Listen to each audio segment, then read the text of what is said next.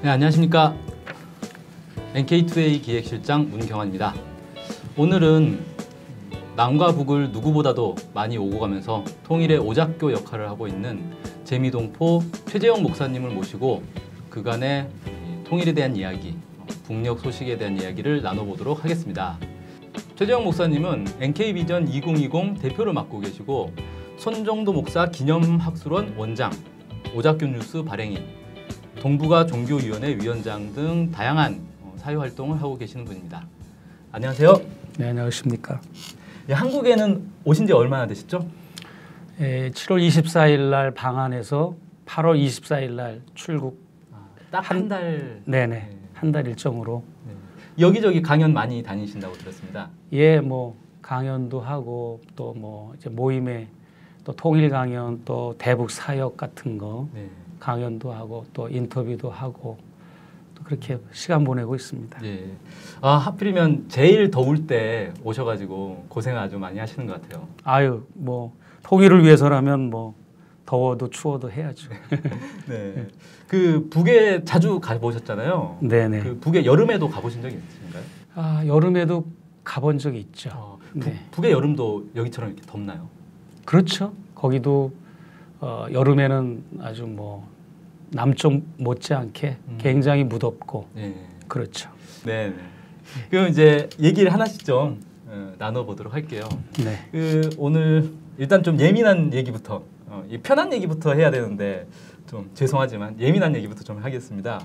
그 최근에 북에서 그 캐나다의 임현수 목사님이라고 아실 텐데, 네네. 그 북에 체포가 됐어요. 그리고 최근에 국가전복 혐의에 대해서 시인하는 기자회견도 했었죠.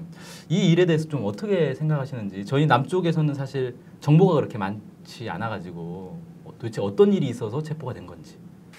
사실 그 우리가 보도에 나온 대로 인민문화궁전에서 기자회견을 열고 봉수교회에서 참회에 또 메시지를 하는 그런 두 차례의 그런 발표를 통해서 그분이 북에서 어떤 죄목으로 저렇게 제한 조치를 당하고 있으며 어떤 범죄를 저질렀는가에 대해서 우리가 이제 처음으로 접하게 됐는데, 사실은 쭉 거슬러 올라가서 임현수 목사님은 110차례 정도 북을 방문하시면서 정말로 다양한 그 북한 비즈니스를 하셨고, 대북 원조, 또 보건복지, 식량, 의료 지원 등 여러 비즈니스를 벌리신 그런 훌륭하신 분이죠. 네. 훌륭하신 분이었는데 어떤 대북 사역의 이면에는 또 북을 민족의 어떤 파트너로 보거나 화해 협력 이런 관점에서 또 북을 이해하는 것보다는 또 기존 어떤 보수 세력이나 보수 기독교에서 생각하는 그런 관점으로 북을 생각하면서 많은 또 발언을 하고 설교를 하고 메시지를 사역지에서 그렇게 많이 했기 때문에 그런 것이 저쪽에 또 루트를 통해서 자료가 수집이 돼서 아마 문제를 삼았던 것 같습니다. 네. 북에서 선교 활동도 하신 건가요, 이분이? 이분이 이제 그 캐나다나 네. 혹은 미국 혹은 이제 한국에 들어오셔서 그분이 또 대북 전문가니까 많은 또 집회에 강연 요청이 있고 설교 요청이 있지 않습니까? 네.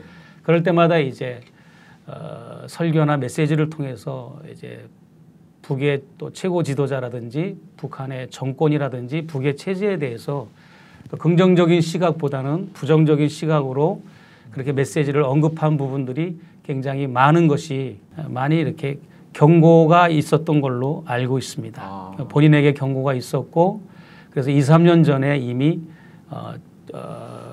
방북이 좀 힘들어졌었어요. 그래서 못 들어가셨다가 이번에 또 낮은 선봉을 들어가셨다가 이런 결과가 있었던 것이죠.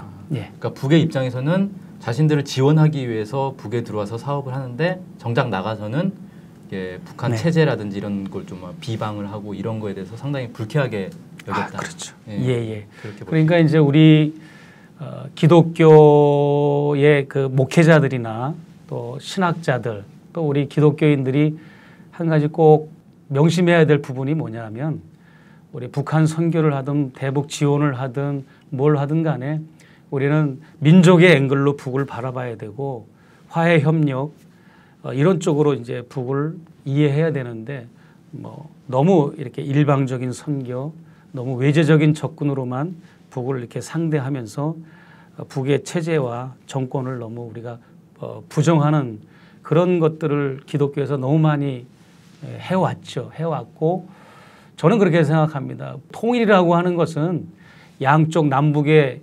집권자가 정치적인 의지를 가지고 political will이라고 그러죠. 정치적인 의지를 가지고 해야 그것이 통일이 되는 거지. 뭐 저라든지 시민사회 운동을 하는 분이나 통일운동하는 사람들이 아무리 통일운동을 해도 그것은 정권 집권자들에게 영향을 주고 좀 운동을 벌인다는 그런 의미지 실제 통일은 양쪽의 집권자들이 하는 겁니다. 그런데 그 집권자를 우리가 무시하고 집권자를 비판하고 인정하지 않는다는 것은 그건 있을 수가 없다고 봅니다. 그렇기 때문에 한국 교회가 대북 선교에 대한 터닝 포인트를 갖고 이번 기회를 통해서 그렇지 않으면 계속해서 이제 억류 사태나 제한 조치 사태가 계속 꼬리를 물고 발생할 겁니다. 뭔가는 이제 대북 선교에 대한 파라다임을 바꿔야 되고 터닝 포인트를 가져야 됩니다. 예. 예, 그 얘기를 들어보니까 예전에도 그 해외 이제 선교 활동 하시는 분들 중에 좀 이렇게 이슬람권에 가서 이렇게 선교를 하다가 뭐 테러를 당한다거나 이런 일들이 종종 있었잖아요. 그런데 그 국내 이 여론이 그렇게 호의적이지만은 않더라고요. 네. 그러니까 정부에서는 여행 위험 지역 뭐 이런 네, 예, 그랬죠. 굳이 거기를 가서 이 사람들의 종교를 바꾸려고 하느냐, 네, 좀 이렇게 폭력적인 거 아니냐, 네, 예. 그런 이제 지적들도 있고 그랬었는데 그 생각이 좀 나네요. 그 목사님께서도 북에 자주 가셨잖아요. 네. 그 북에 가셔가지고 이제 뭐 여러 지원 사업이라든지 했을 텐데 혹시 뭐 신변의 위험을 느꼈다거나 그런 적은 없으신가요? 그런 적은 단 한 번도 없었습니다. 저 같은 경우에는 이제 그 제가 방북 체류 일정을 다 리포트를 합니다. 다 양쪽 정부라든지 유엔 대표부 뭐 제가 활동하는 거나 이렇게 대북 체류 일정을 다 이제 투명하게 공개를 하고 하기 때문에 뭐 돌출 행동을 할 필요도 없고 또 계획적이지 않은 것을 할 필요도 없고 해서 그런지 몰라도 저 같은 경우에는 뭐 신변의 위협을 느낀 적이 단 한 번도 없었습니다. 네, 마음이 편안하고 오히려 아주 좋습니다. 이런 보도들이 나올 때마다 그 한국 국민들이 느끼기에는 북한 사회는 상당히 위험한 사회, 말 한마디 잘못하면 잡혀가는 사회 이렇게 많이 인식을 하거든요. 다들 그럽니다. 제가 뭐 북한 다녀왔다, 평양에서 오는 길이다 그러면 깜짝깜짝 놀라고 거기 위험하지 않습니까? 뭐 다들 그렇게 얘기하는데 그렇지 않습니다. 예, 자기 할 도리만 분명히 하고 민족적인 앵글 가지고 통일지향적인 생각만 하고 그렇게만 된다면 뭐 아무 문제 없습니다. 네, 알겠습니다. 네. 주제를 바꿔서요. 네. 최근에 그 동아시아 축구 대회가 있었는데 그 북한 여자 축구 대표단이 우승을 했어요. 그 남자 축구도 꽤 성적이 좋았던 걸로 알고 있고 좀 화제도 됐고 그 이제 귀국하는 길에 김정은 제1위원장이 직접 공항에까지 나가서 네, 그렇죠. 예, 맞습니다. 그런 것들도 있었고 아주 이제 화제가 되고 있는데 최근에 북한에 이제 최 몇 년 동안 북한 체육이 국제 대회에서 상당한 성과들을 거두고 있습니다. 네. 좀 여러 차례 방북하시면서 북한 체육에 대해서도 한번 좀 보신 것도 있을 거고 들으신 것도 있을 것 같은데 북한에서는 이 체육에 대해서 뭐 어떻게 구상을 하고 있는지 어느 정도의 투자를 하고 있는지 이런 것 혹시 아시는 게 있으면. 네. 제가 뭐 직접 겪고 본 것만 얘기할 수밖에 없겠죠. 그러니까 거리를 이렇게 지나다가 보면 구호판에 스포츠 과학하러 체육 강국 이룩하자 그런 배너들 구호들이 많이 붙어 있고 체육 강국 건설 뭐 이런 구호도 붙여 있고 다양하게 이제 그런 이제 스포츠에 관련된 체육 신화를 만들자 이런 것도 제가 사진도 찍어오고 그랬는데 그런 정도로 어떤 평양이라든지 북한 전체가 스포츠에 대해 굉장히 이렇게 신경을 쓰고 있구나. 건설 부분과 못지않게 그렇게 군사 부분과 못지않게 이 스포츠 부분도 굉장히 열의를 갖고 있다라고 생각을 했었고요. 그다음에 아침에 산책을 하다 보면 청년들이 이렇게 책을 읽으면서 가는 걸 많이 보고 제가 그냥 안 지나갑니다. 꼭 확인하는데 보면 의학 공부를 하는 의과대학 학생들이 많고 그 다음에 체육에 관한 이론 책을 보는 사람들이 많이 있더라고요. 의외로 깜짝 놀랐습니다. 그래서 제가 사진을 많이 찍은 부분도 있었는데 제가 미국에 있어서 가져오질 못했지만 이렇게 무슨 책이냐고 물어보면 체육에 관한 이론 서적을 보는 사람도 많이 봤고 그 다음에 이제 그 대동강변에 아침에 산책을 하면서 보면 체육공원 우리 뭐 한강이나 뚝섬에 체육공원들을 이렇게 많이 세운 것처럼 체육공원들이 최근 1, 2년 사이에 굉장히 많이 생겨가지고 거기 롤러스케이트 타는 코스 배드민턴, 테니스 치는 코스 굉장히 많이 생겼고요. 그리고 이제 아침에 또 운동하는 분들도 많고 그리고 제가 그 숙소에 묵을 때 숙소 부근에 체육촌거리, 청춘거리라고 그래요. 네. 청춘거리 안에 이제 체육촌이 있는데 빙상 경기장, 탁구 경기장, 농구 경기장, 뭐 태권도 전당 뭐 이렇게 해가지고 그 밀집된 그 지역이 있는데 거기에 이렇게 아침에 산책을 하면서 보면 뭐 그 국가대표 선수들뿐만 아니라 일반 시민들도 거기서 막 운동하는 모습을 너무 많이 볼 수가 있었고 그리고 각 시도마다 이 저 체육대학이 있었는데 그동안은 6개 도에는 체육대학이 없었는데 최근 들어서 양강도, 자강도, 황해남도, 평안남도를 비롯한 나머지 없었던 6개 도에도 체육대학을 도립체육대학을 국가에서 세운 것을 세워서 지금은 전국의 모든 도마다 시가 아니고 각 도마다 체육대학이 새로 김정은 위원장이 취임하고 나서 생겼고요. 그다음에 바로 어제 그제부터 시작된 걸로 알고 있었는데 아직 제가 확인한 바는 아니지만 올 70주년이 되는 8월 15일부터 북에 이제 스포츠 채널이 하나 새로 생겼어요. 아, TV에? TV 채널이. 그래서 그동안은 상시 텔레비전 채널이 조선중앙 TV가 있었고 그다음에 이제 용남산 TV라고 대학생들 위주의 교육 채널입니다. 용남산 TV가 있었고 또 하나는 이제 그 만수대 TV 해외 영화라든지 이런 걸 집중적으로 보여주는 만수대 TV 해서 이렇게 3개 채널이 있었거든요. 북에는. 근데 이번에 70주년을 맞이해서 광복 70주년 맞이해서 스포츠 전문 채널이 주말 채널로 토요일하고 일요일에만 나가는 걸로 해서 스포츠 채널이 생길 정도로 김정은 위원장이 취임하면서 굉장히 많이 이렇게 북의 스포츠 분위기가 전 인민적으로 업그레이드 된 걸 봤고 김정은 위원장이 취임하자마자 가장 강력하게 내세운 게 뭐냐면 국방위원회 소속 국가체육위원회를 상설기구로 두어서 거기에는 당, 정, 할 것 없이 모든 부서의 대표자들이 모여가지고 체육성이라는 그런 부서가 있지만 정부 부처가 있지만 그거 가지고는 전 국가적으로 체육 분위기를 업그레이드할 수 없다 해가지고 국가체육위원회를 따로 둔 거죠. 따로 둬가지고 초대 위원장의 장성택을 임명하고 장성택 위원장이 처형되고 나서는 최용해가 거기 또 임명돼서 할 정도로 굉장히 그 스포츠 정책에 주력을 하고 있는 것을 봤고 김정은 위원장 자신도 농구를 좋아하고 승마도 좋아하고 여러 스포츠를 굉장히 두루두루 섭렵한 그런 젊은 지도자분이기 때문에 아주 나라가 다이나믹하게 그렇게 되어가고 있는 것 같습니다. 네. 실제로도 또 지난번 런던 올림픽에서는 금메달을 4개 따기도 하고 또 이번에도 또 여자 축구 또 이렇게 좋은 성적을 거둬서 우승을 해서 지도자 내외가 공항까지 직접 가서 굉장히 이례적인 거거든요. 공항에 직접 가서 기념 촬영도 하고 격려해 주기도 하고 그렇게 했는데 상당히 아주 고무적인 일이라고 봅니다. 체육에 대한 투자가 상당히 활발하게 진행되고 있다. 뭐 이렇게 볼 수 있습니다.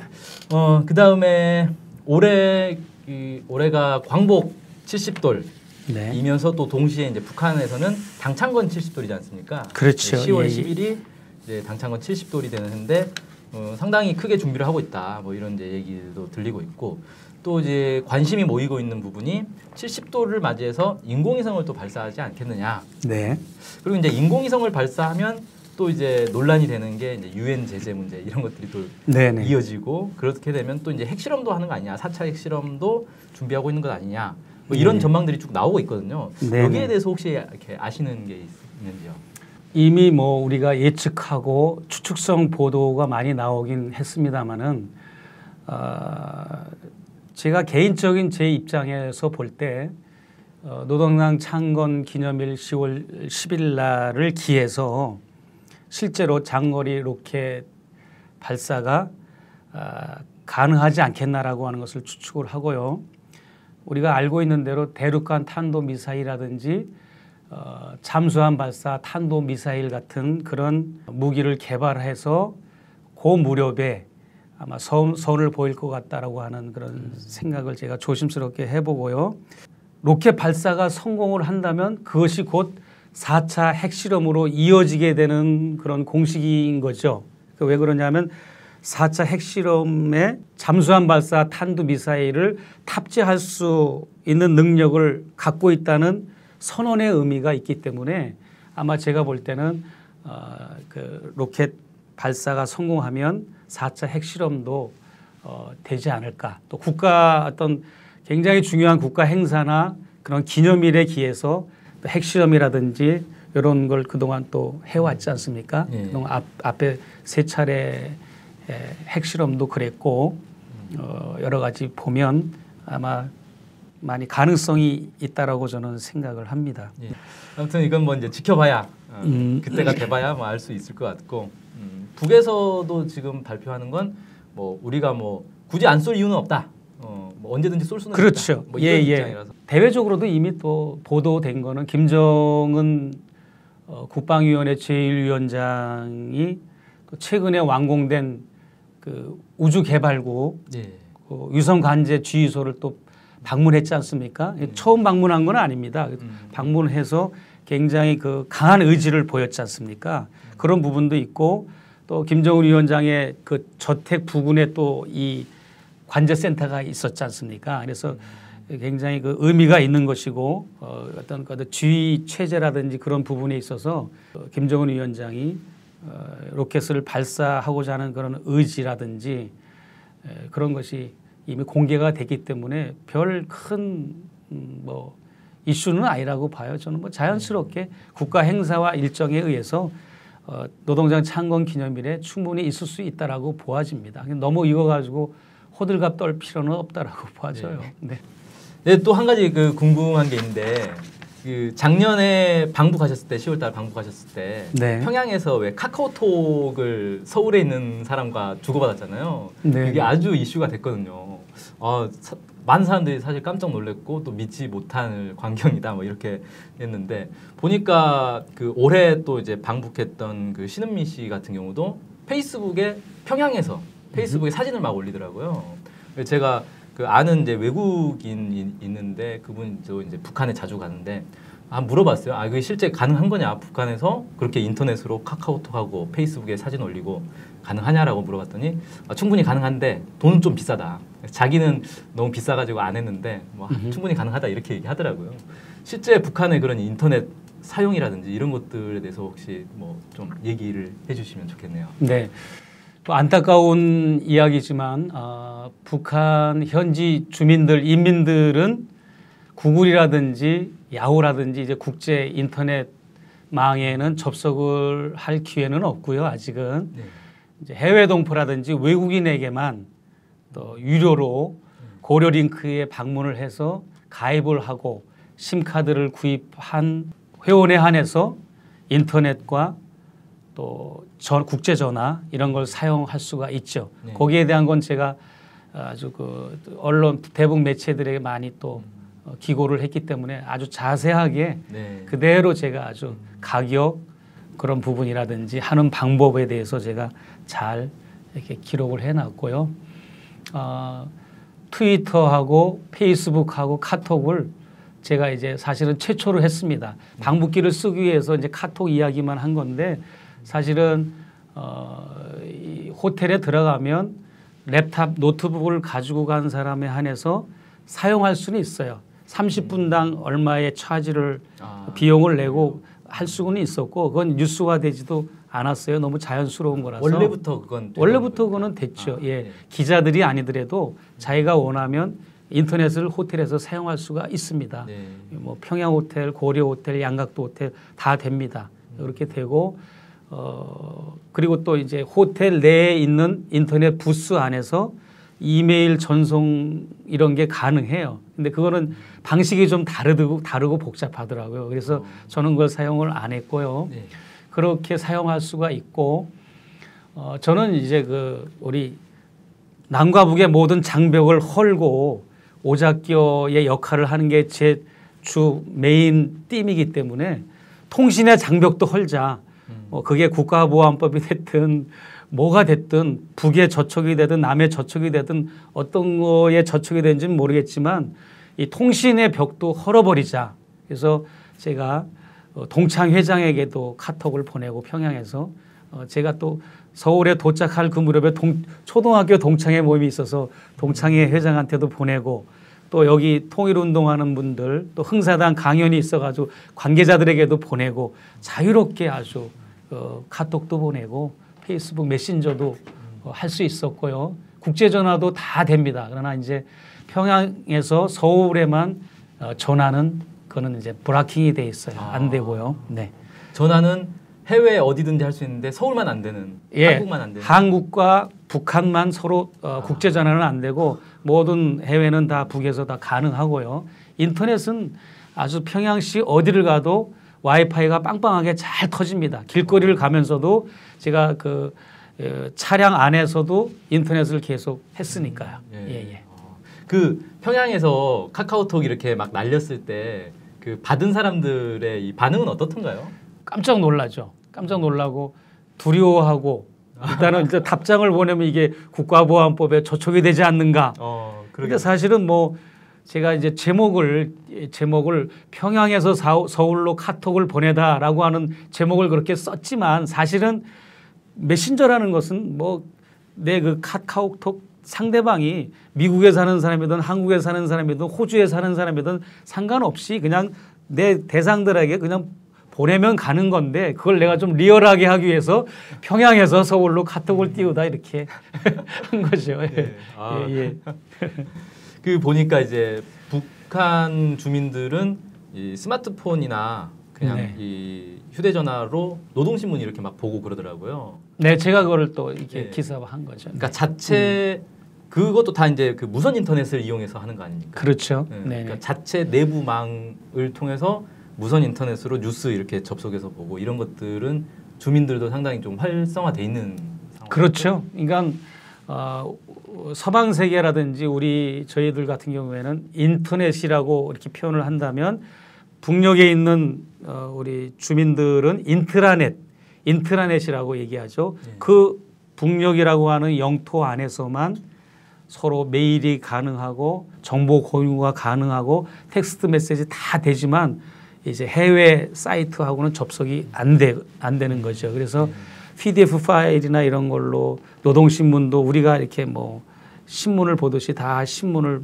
전자로 볼 수 있고 일반 주민들도 많이 스마트폰을 가지고 있어요. 네. 일반 구형 전화기, 폴더 전화기 말고도 많이 보편화되어 있더라고요. 2012년도까지만 해도 공항에 평양 순환공항에 들어갈 때 그 폰을 다 이렇게 압수했어요. 반납을 했어요. 그래서 진공 포장지에다가 보관을 했다가 출국할 때 공항에서 나눠줬다고요. 그랬는데 이제 이듬해 다시 그게 이제 해제가 돼서 허용이 됐고 지금까지 계속 내려오고 있는 거죠. 악용만 하지 않으면 됩니다. 그걸로 어떤 스파이 행위를 한다든지 뭐 이게 첩자 행위를 하고 나쁜 용도로 쓰면은 그것은 이제 발각도 되고 처벌을 받겠지만 그냥 선의의 목적으로 생활하는데 불편하지 않는 생활 용도로 쓰는 것은 얼마든지 가능하다고 보아집니다. 그 이제 남북 관계 얘기로 좀 넘어가서요. 네. 그 을지 프리덤 가디언 훈련이 또 시작됩니다. 네. 근데 이게 이제 북한에서는 이 북침 전쟁 훈련이다 이렇게 얘기하면서 반발을 하고 있고, 뭐 한국에서는 통상적인 방어 훈련이다 뭐 이렇게 얘기를 하면서 서로 이제 이걸 가지고도 또 대립하고 있고, 이게 또 군사적 이 긴장을 또 높이는 계기가 또 되고 있는데, 이 북에 혹시 이제 방북하셨을 때 한미 연합 훈련에 대한 북한 뭐 관료들이라든지 아니면 주민들의 이야기를 혹시 들어보신 적이 있는지요? 많이 들어봤죠. 많이 들어보고 제가 질문을 하기도 하고. 예. 근데 이제 보통 주권적인 부분에 있어서 국가의 주권이라는 측면에서 많이들 언급을 하시더라고요. 북녘의 동포들이나 관리들은. 그러니까 이제 오바마 대통령이 있으면 그 밑에 국방부 장관이 있고 합참의장이 있고 그다음에 태평양 사령관이 있고 주한미군 사령관이 있고 이 미국 대통령의 5단계 아래에 있는 이 지휘관의 지시를 받는 게 대한민국 대통령인데 이게 어떻게 주권국가라고 할 수 있느냐 하면서 한미 합동군사훈련은 주권국가의 수치고 이건 있을 수 없는 거다 이런 측면에서 이제 얘기를 하고 언제나 이제 북쪽은 긴장 상태, 주운 전시 상태에 있는 거죠. 왜냐하면 뭐 분기별로 뭐 몇 달이 멀다고 계속 한미 합동군사훈련, 요즘은 한미일 3자 또 합동군사훈련 이런 걸로 인해서 이렇게 전쟁 연습을 하고 하니까 저쪽에서 볼 때는 가만히 태만하게 있을 수 없는 거죠. 그래서 언제나 그것이 문제화됐는데 저는 그렇게 생각합니다. 복잡한 거 다 이제 차치하고라도 이제 70년이 됐으니까 분단 70년이 됐고 정전협정 62주년이 되는 해니까 이제는 한미합동군사훈련을 중단하고 남과 북의 군대가 연합군을 조성해서 남북합동군사훈련을 하면 어떨까? 그러면 더 이상 모든 건 얘기가 끝난 거 아닙니까? 한미합동군사훈련을 중단하고 남북합동군사훈련을 해서 내 나라 내 민족 우리 땅은 남과 북이 우리 땅은 우리가 지켜야지 왜 외국의 주둔군이 와서 이렇게 활개를 치고 저도 이번에 도착하는 날부터 부산, 양산, 대구, 광주, 전주, 이리, 익산, 대전 이렇게 많은 곳을 이제 오면서 제가 이제 그 국토 순례도 하고 강연도 하고 모임을 했지만 가는 곳마다 미군 기지가 없는 것이 없고 미군 캠프가 없는 것이 없지 않습니까? 서울, 용산, 평택, 뭐 동두천 할 것 없이 부산, 대구, 광주, 전주, 제주도 할 것 없이 온통 대한민국 땅이 미군 기지, 군사기지로 이렇게 돼 있는데 이것을 70년이 되고 62주년이 돼도 이런 것을 우리가 의식하지 못하고 미국 의존 국방력에서 미군 의존 쪽으로만 계속 이렇게 하고 전시 작전권도 거의 이미 노무현 대통령이 환수를 해 놓다시피 한 걸 다시 또 반려를 하고 이런 모습을 볼 때 북에서는 을지 가디언 훈련뿐만 아니라 팀 스피릿 훈련 뭐 갖가지 모든 이런 훈련들을 긍정적으로 보지를 않고 반통일적으로 보는 거죠. 통일이라고 하는 것은 나 혼자 하는 게 아니잖아요. 통일을 하는 그 상대가 있잖아요. 그럼 상대하고 대화를 해야 되고 눈높이도 맞춰야 되고 상대와 감정을 공유하고 이렇게 서로 공유할 수 있는 민족적인 감정과 정서를 이렇게 형성해 나가야 되는데 이렇게 군사적으로 이렇게 자꾸 이렇게 한미 합동군사훈련을 계속 하고 그러면 통일 협상의 장에 북에서 나올 리가 없지요. 그러니까 일단은 힘들겠지만 국가 지도자가 이 나라의 국가 지도자나 리더자들이 국정의 책임자들이 한미 합동군사훈련을 중단하는 것부터 입으로만 해방 70년 뭐 통일 비전 이런 거 통일 대박을 얘기하지 말고 실제로 액션을 취해서 한미 합동군사훈련을 중단하는 거에 총력을 기울이면 통일의 기류가 싹 튼다고 봐집니다. 네. 남북 합동 군사훈련 얘기를 하시니까 정말 상당히 크게 와닿네요. 복잡한 거 하나도 없습니다. 네. 한미 합동군사훈련을 중단하고 남북이 손을 잡고 합동군사훈련해서 내 나라 내 땅을 우리가 지키고 자주성과 민족 동질성을 찾아야 되죠. 네. 저는 그 전부터 이제 생각해온 게 두 가지가 있는데 하나는 독도 방위를 위한 남북 합동훈련 이런 거 한번 하면 어떨까?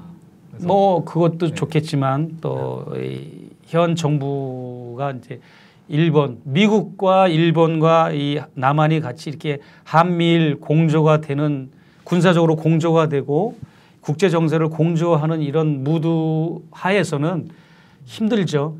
쉽진 않죠. 예, 꿈 같은 얘기죠, 사실. 그런 것만 허락한다면 지금 말한 것도 가능한 얘기죠. 남북 합동 군사 훈련도. 네. 아주 좋은 아이디어입니다. 예, 예.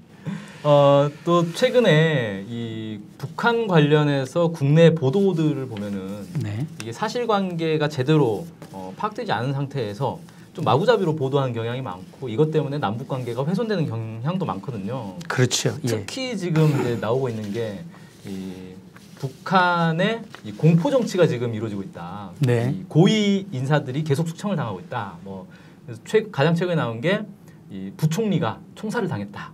뭐 이런 이제 보도가 나오고 있고 뭐 김정은 체제 들어서 벌써 이제 60명이 뭐 총살을 당했네. 올해 들어서만 15명이 총살을 당했네. 뭐 이런 보도들이 계속 나오고 있단 말이에요. 이게 이제 대통령까지 나서 가지고 뭐 북한에 지금 공포 정치가 이루어지고 있다. 막 이런 표현을 해버리니까 사실 이게 남북 대화하는 데서 상당한 걸림돌이 되고 있는데 실제 이제 작년 10월달에 가보셨으니까 그때면 이미 이제 국정원의 발표대로라면 벌써 수십 명이 이제 총살을 당한 고위 인사들이 총살을 당한 상황이었을 텐데 실제 그런 것들을 얘기를 들은 게 있는지 아니면 분위기가 정말 관료들이 다들 이렇게 무서워서 긴장하고 있는 그런 분위기를 본 적이 있는지. 우선은 우리가 북에 대한 그 뉴스라든지 보도가 너무 기준도 없고 무분별하고 네.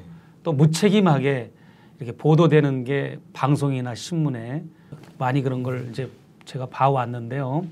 그래서 제가 생각한 게 우리 한국에서는 개인이나 어느 기관 단체가 언론에 어떤 불만을 품고 불이익을 당했다고 생각할 때는 언론중재위원회에 제소하고 소송을 할 수 있는 제도가 있지 않습니까? 그렇죠. 그런데 북한에 대한 기사라든지 이런 신문방송은 아무리 뭐 마음대로 제멋대로 써도 나중에 슬그머니 꼬리를 감추거나 아니면 말고식으로 이제 그렇게 무책임하게 되는 경우가 많은데 이제 북한에 대한 보도가 정말로 정확하고 분명하고 팩트이어야 됩니다. 그래야 통일 정책도 올바로 나오게 되고 우리 국민들이 북에 대한 이해라든지 해석을 올바로 할 수 있는데 너무 이건 카더라 통신이나 이건 찌라시 통신에도 미치지 못할 그런 아주 그 허무맹랑한 낭설이나 이런 왜곡된 걸 가지고 정설인 양 신문방송이 이렇게 떠들어대고 이렇게 종편방송이라든지 많은 이런 조중동에서 이렇게 언급을 하는데 하여튼 북에서 제가 보니까 저분은 실각을 하고 보직해임이 되고 이런 경우를 좌천이 됐고 뭐 이런 거를 아까 얘기한 대로 뭐라고 얘기하셨죠?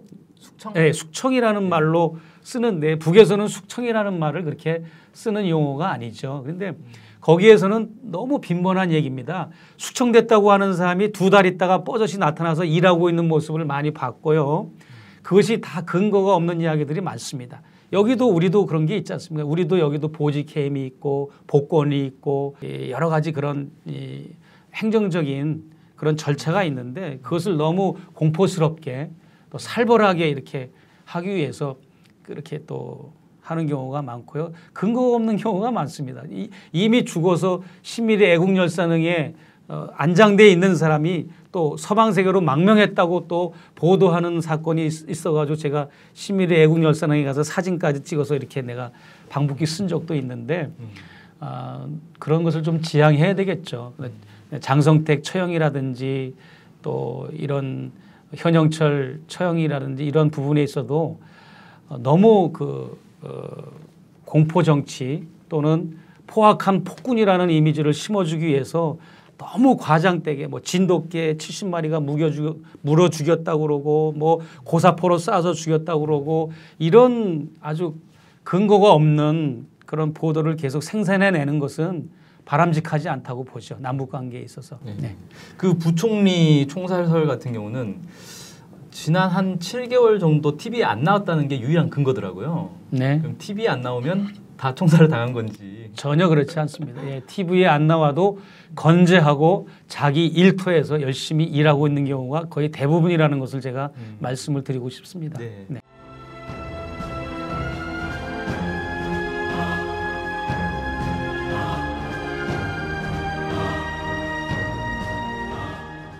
이제 목사님 얘기로 좀 넘어가서요. 그 목사님이 지난 3년 전부터 남북 국립묘지를 이렇게 다녀오셨잖아요. 그 네. 방북기에도 이렇게 계속 실렸는데 북에 있는 국립묘지들, 그다음에 네. 남에 있는 국립묘지들을 이렇게 쭉 돌아다니셨고 이게 분단 70년 기획 사업이라고 들었는데 네네. 이걸 이제 왜 이걸 하게 됐고 뭐 목표를 지금 어떻게 잡고 있고 얼마나 지금 진행을 하셨는지 네. 이런 것들 좀 얘기를 해주십시오. 제가 3년 전부터 이제 남과 북을 이제 셔틀 방문을 하면서 미국에 있으면서 남과 북을 동시에 왔다 갔다 왕래하면서 오작교의 역할을 하고 민족 화해와 협력 서로 만나서 대화하고 만나야 무슨 대화가 되고 또 통일도 이야기하니까 그런 역할을 제가 이렇게 하면서 우리 광복 70주년을 내다봤는데 3년 전에 내다봤을 때도 어떤 민족적인 비전이나 통일에 대한 대안이 전혀 없습니다. 그래서 암울한 상황에서 남북 국립묘지를 내가 다니면서 화해를 모색하고 시도를 해봐야 되겠다라고 하는 그런 생각을 해봤습니다.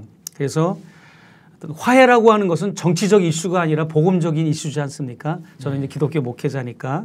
그래서 양측의 국립묘지를 다니면서 무덤을 어루만져주고 비석을 쓰다듬으면서 역사의 화해를 모색한 거죠. 살아있는 사람들도 지금 화해를 못하고 있지 않습니까?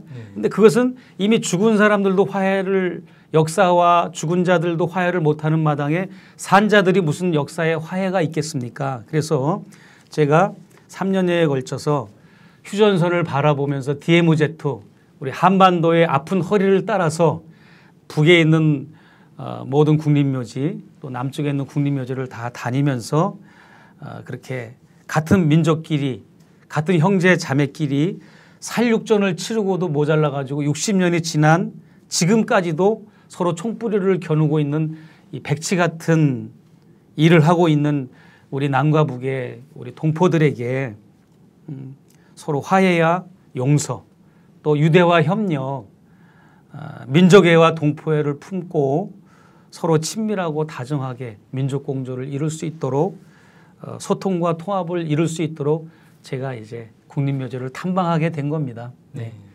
그러면 지금 다 돌아보신 건가요? 다 돌아봤습니다. 다 돌아봤고 군인들만 모신 그런 또 국립묘지가 있어요. 이제 임실에도 있고 이천에도 있고 창원 부근에도 있고 제주도에도 지금 이제 짓고 있고 근데 현재 창원은 최근에 준공이 돼서 9개의 국립묘지가 있는데 창원만 이제 요번 주에 20일 날 창원 내려갑니다. 그러면 창원의 마지막 보면 이제 모든 남과 북의 국립묘지는 다 다니게 된 거죠. 네, 됐는데 제가 이렇게 다니게 된 거는 그렇습니다. 내가 크게 이슈화하지 않고 무슨 언론에 내가 이렇게 많이 보도화하지를 않고 조용히 하다시피 한 건데 사실은 왜 그렇게 했는가 하면 남과 북의 정치인들이나 종교인들이 저를 보고 저를 따라서 하라는 거는 좀 교만한 얘기겠지만 제가 모델 케이스로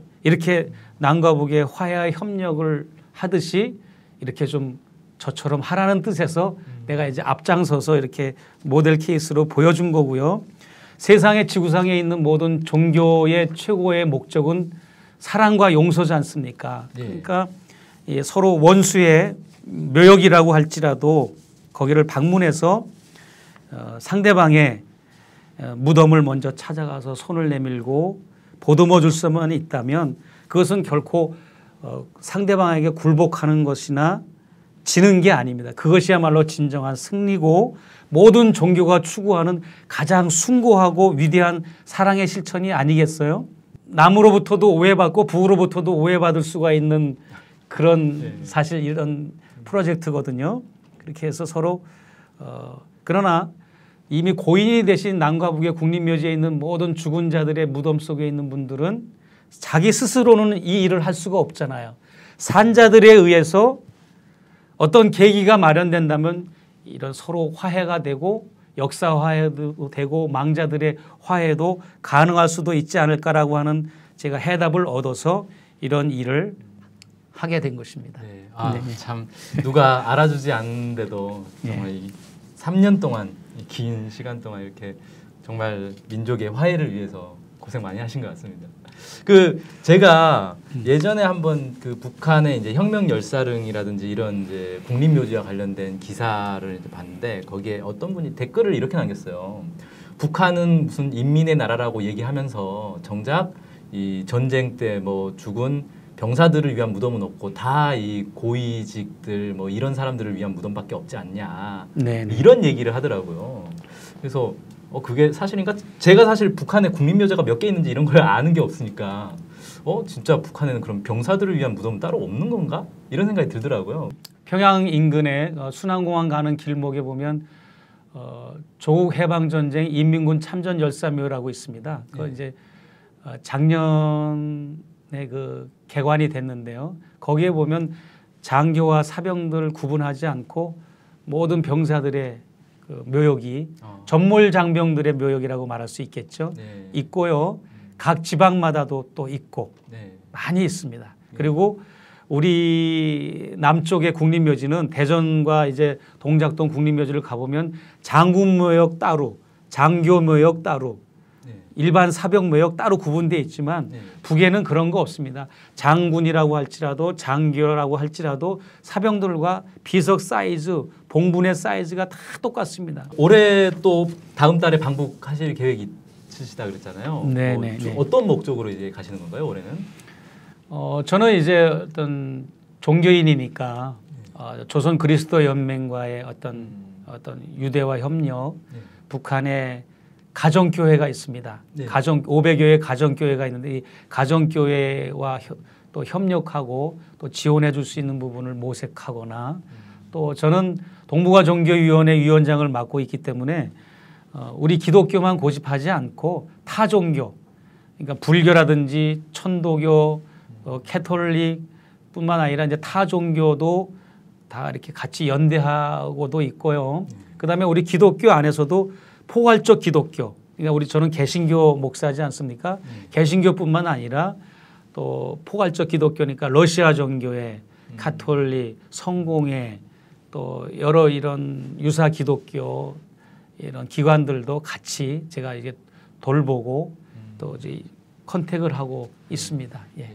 그런 부분도 있고 또 저는 이제 북의 어떤 정치 부분, 군사 부분, 문화 부분, 체육 부분, 생활 부분 모두가 다 궁금하고 만나보고 싶은 분들이 많이 있어요. 네. 그래서 종교 부분뿐만 아니라. 네.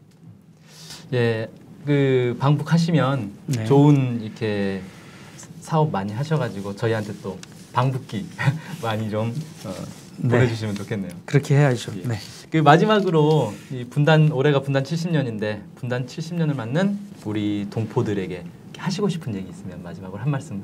정전협정 62주년 됐고 광복 70년, 분단 70년이 되는 이런 굉장히 역사적으로 중요한 분기점이 되는 올해이기 때문에 정말 말로만 우리가 태극기 흔들고 뭐 통일을 내세우고 그렇게 말하지 말고 실제로 우리 남한은 북에 대해서 적대 정책을 포기하고 대립 정책을 포기하고 친화적인 정책을 좀 폈으면 좋겠고요.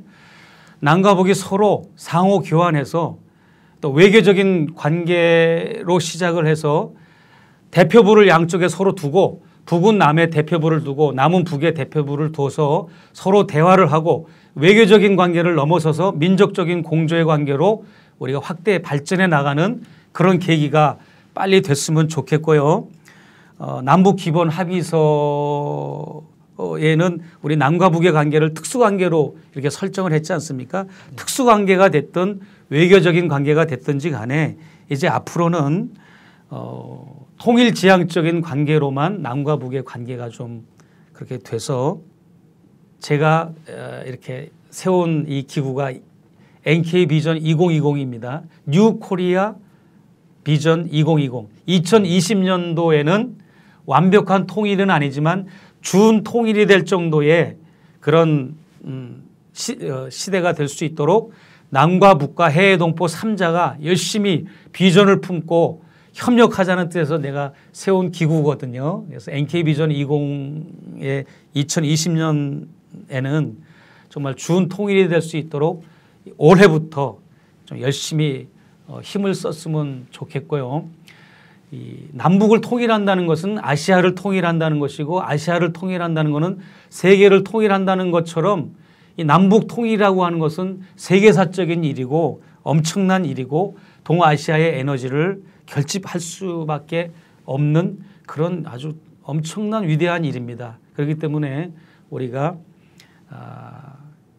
진보도 뭉쳐야 되고 보수도 뭉쳐야 되고 또 진보와 보수가 또 서로 뭉치고 하나가 돼서 이 결집된 힘을 가지고 우리가 미국을 활용할 수 있는 용미의 시대가 됐으면 좋겠어요. 그동안 우리가 반미운동도 하고 항미도 많이 해봤지만 미국이 주도하는 국제 질서를 거역하지를 못하지 않습니까? 참 힘들어요. 그러나 우리가 힘을 합하면 미국을 활용하는 겁니다. 활용한다는 것은 미국을 우리가 컨트롤하고 이렇게 한다는 건데 그걸 힘이 없이는 어떻게 우리가 미국을 컨트롤할 수 있겠어요. 그러니까 힘을 모아서 미국을 활용하는 그래서 북미 관계가 회복되고 개선돼서 북미가 서로 수교를 하고 그렇게만 된다면 참 좋겠죠. 평화협정도 곧 이루어내야 될 것 같고 그래서 우리 국민 여러분들께서 평화협정이 되고 북미 관계가 순탄하게 수교가 될 수 있도록 우리가 힘을 합치는 것도 좋고 그렇게만 된다면 우리가 피를 흘리지 않고 에너지 쏟지 않고도 또 이렇게 통일에 근접할 수 있지 않습니까? 그런 부분도 우리가 많이 생각을 해봤으면 좋겠어요. 네. 좋은 말씀 감사합니다. 사실 올해가 분단 70년이자 광복 70년으로 남북 관계에 어떤 좋은 발전할 수 있는 계기가 마련될 수 있는 이런 것들이 있었는데도 불구하고 아직까지도 남북 관계는 발전보다는 오히려 이 충돌과 전쟁의 위기 속에 있지 않나. 그리고 이런 것들을 해결하기 위해서는 우리 재미동포 최재형 목사님 같이 남과 북을 오가면서 이 통일의 오작교 역할을 하는 이런 분들이 더 늘어났으면 좋겠다.